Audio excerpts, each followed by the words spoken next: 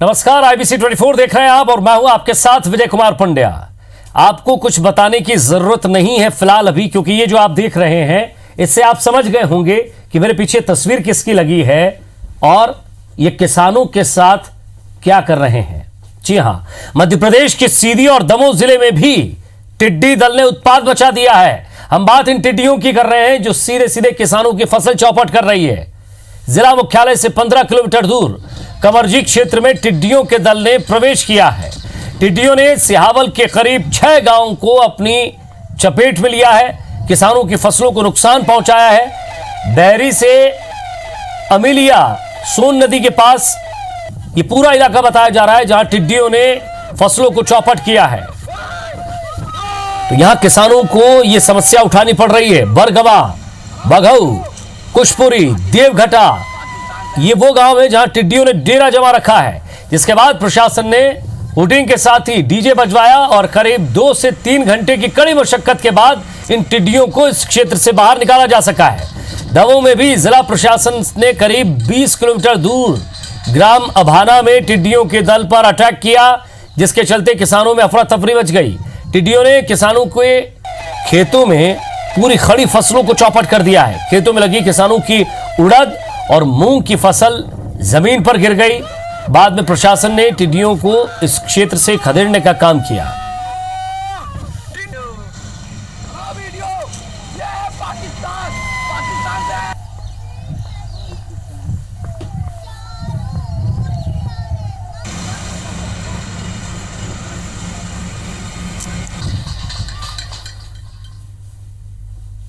तो ये तस्वीरें आप देख रहे हैं मध्य प्रदेश से लेकर पूरे राजस्थान में, उसके बाद महाराष्ट्र में और अब छत्तीसगढ़ में भी डर लगने लगा है इन टिड्डियों से।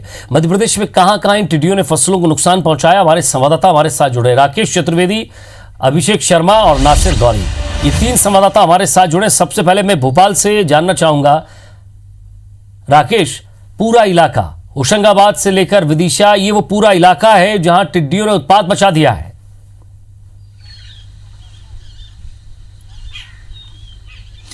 देखिए विजय, बिल्कुल मध्य प्रदेश की बात करें तो अब तक जो आकलन सामने आया है 28 जिले में ये टिड्डी दल पहुंचा है। और सबसे पहले मध्य प्रदेश में शुरुआत करें तो राजस्थान के जरिए 17 जून को टिड्डी पहली बार नीमच में पहुंची थी और नीमच के बाद अलग अलग टिड्डियों के कुल 5 दल अब तक आए हैं। सरकार की ओर से जो बताया गया है कि 5 दल पहुंचे हैं और ये तमाम दल जो है 28 जिलों से होकर गुजरे हैं। और अभी तक का एक जो मोटा आकलन निकल कर सामने आया, हालांकि अभी सर्वे नहीं हुआ है, सर्वे होना बाकी है, लेकिन 10 से अधिक जिलों के 45 से अधिक गांवों में पूरी तरह जो है फसल को बर्बाद किया है टिड्डियों ने। न सिर्फ फसल किया है बल्कि सब्जी की जो फसल है उसको भी प्रभावित किया है। खासकर हम बुंदेलखंड की बात करें, बुंदेलखंड में सागर, टीकमगढ़ जो जिलों में जो है फसल, जो सब्जी फसल है उसको पूरी तरह प्रभावित किया है। इसके साथ ही हम मालवा की बात करें, निमाड़ की बात करें तो वहाँ भी ये टिड्डी दल पहुँचा है। और अभी हालांकि सरकार की ओर से दावा किया जा रहा है कि 70% जो टिड्डी है उसको खत्म कर दिया गया है, केमिकल के जरिए बौछार करके उनको खत्म किया गया है, लेकिन अभी भी 30% जो टिड्डी है इसके जो है मध्य प्रदेश में मौजूद है।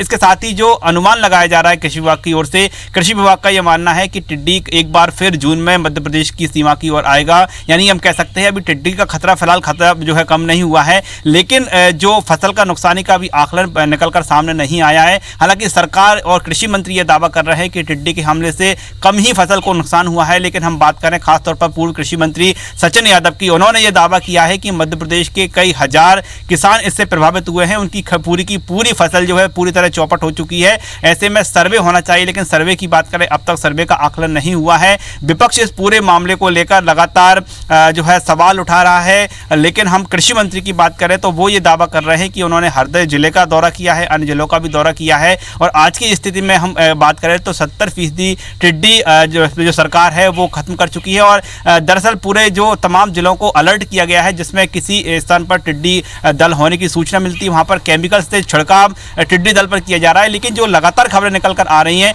एक स्थान से दूसरे स्थान, कभी सागर, कभी टीकमगढ़, कभी नीमच, कभी दूसरे जो है जिलों में। राकेश, आप हमारे साथ बने रहिए। मैं अभिषेक के पास भी जाऊंगा जबलपुर में, वहां किस तरह के हालात है, क्योंकि दाल की जो फसल है वहां ज्यादा होती है। अभिषेक, किस तरह के हालात आपके यहाँ बने हुए हैं?